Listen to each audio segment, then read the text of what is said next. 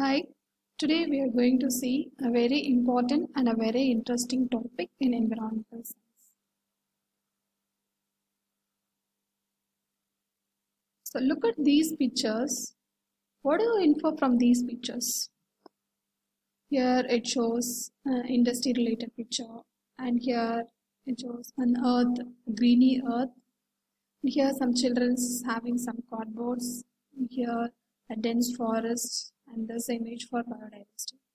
What all these things infer is in this subject environmental science, we have 5 units. In all these, we will study about our environment, pollution, child welfare, women welfare and family welfare, forest resources and biodiversity. So the first unit is about ecosystem and biodiversity. And these are all some of the topics included in this unit. And in this lecture, we'll learn about the energy flow, structure and function of an ecosystem. How energy is flow from one trophic level to the trophic level. And what are the structure and function of an ecosystem. All these things we will discuss in today's lecture. So, coming to the environment, that is one of the best quote that relates. If you plan for 1 year, plant rice. If you plan for 100 years, plant trees. And if you plan for 1,000 years, educate people. For this only, our government has implemented all the students, all the college students have to learn about environmental related problems, and how do we rectify all those problems for our future generations. So we have to learn about our environment, and we have to find specific solutions in order to overcome for all these problems. So these are our today's greatest environmental problems: global warming, poverty, pollution, agricultural problems, populations. What are the best solutions? Let's think about it.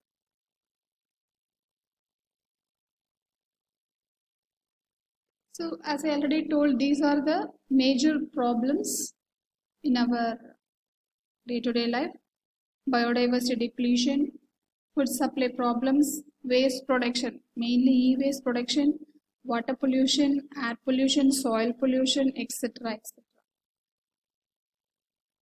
So coming to the environmental science, this is a multidisciplinary and this combines several fields of study or academic interest.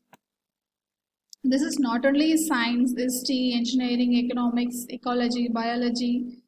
It composed of almost all the topics. It's a multidisciplinary thing. And now, what is our environment? How do we define the environment? Each and everything around us is called as environment.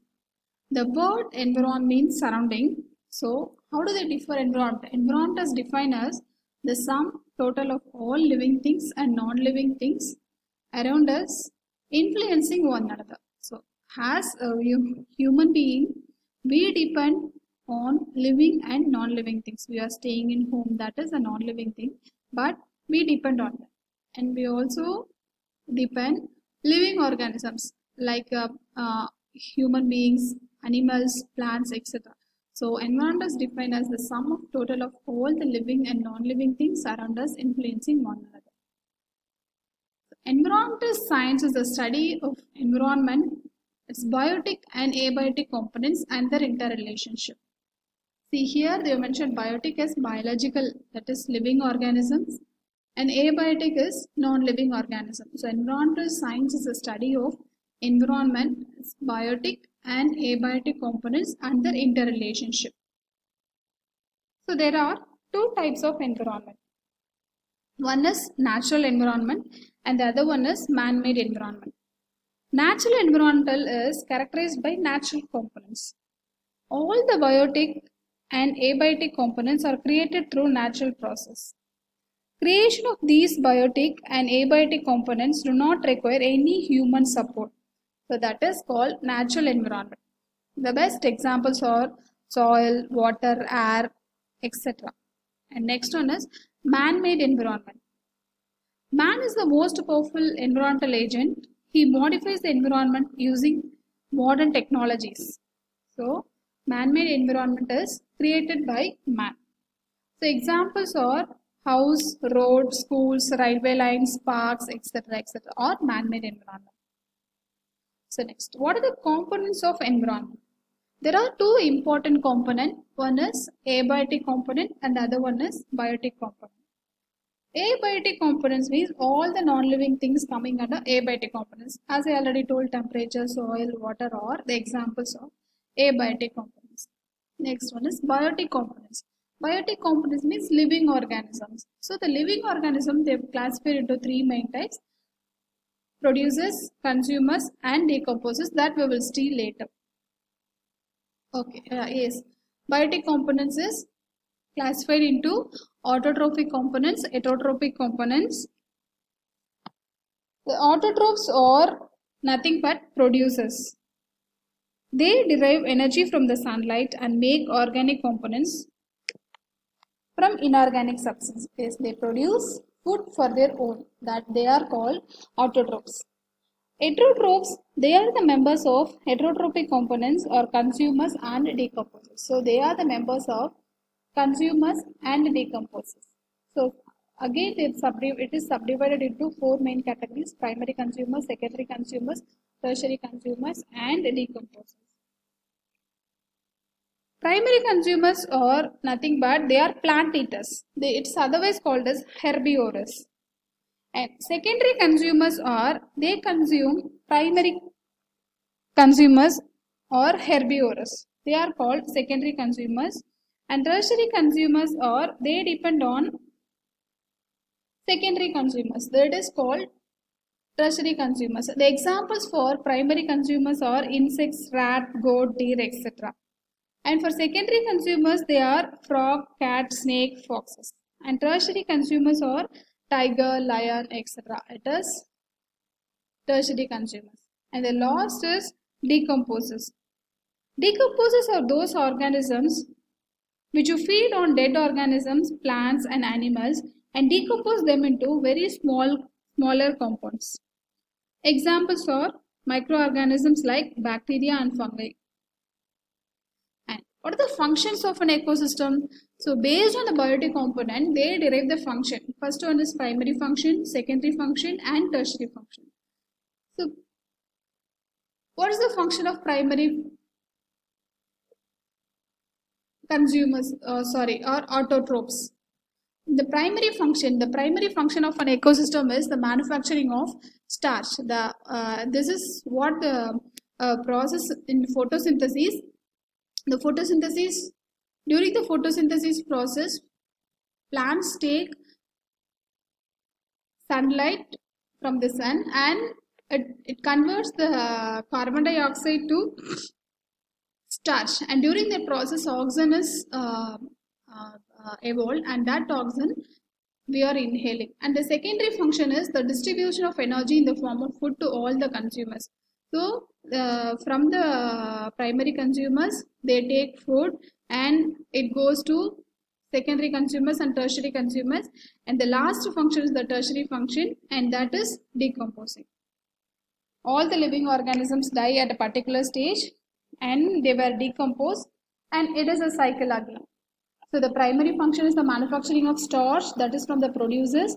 The secondary function is the distribution of energy in the form of food to all the consumers. So primary consumers, secondary consumers, tertiary consumers, and the last one is tertiary function. It is the process of decomposing food. And the next topic is energy flow in an ecosystem. So the energy flow, they have explained through the laws of thermodynamics, first law and second law of thermodynamics.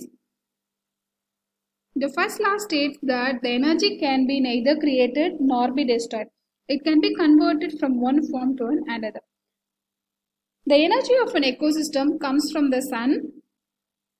It is absorbed by the plants and it is converted and stored into the form of chemical energy. So in the photosynthesis process, solar energy is converted into chemical energy. So it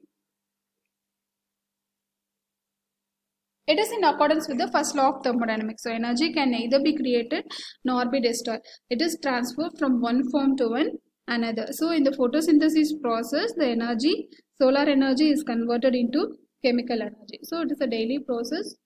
We are saying this also. So this process they have explained with first law of thermodynamics. And the second law is, whenever the energy is transferred, there is a loss of energy through the release of heat. This is the second law of thermodynamics. This occurs when energy is transformed between one tropic levels to the next tropic level. Here they have mentioned the tropic levels as producers, consumers and decomposers. There will be a loss of energy about 80 to 90% in the form of heat.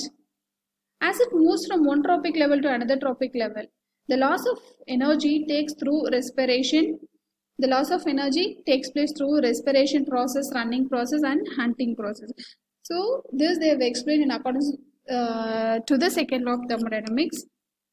Whenever the energy is transformed, there is a loss of energy through the release of heat. So whenever the energy transfer from one tropic level to another tropic levels, that is producer to consumers and decomposers, there will be a loss of energy, and this loss is in the form of heat, and this is happened during the process of respiration, hunting and running.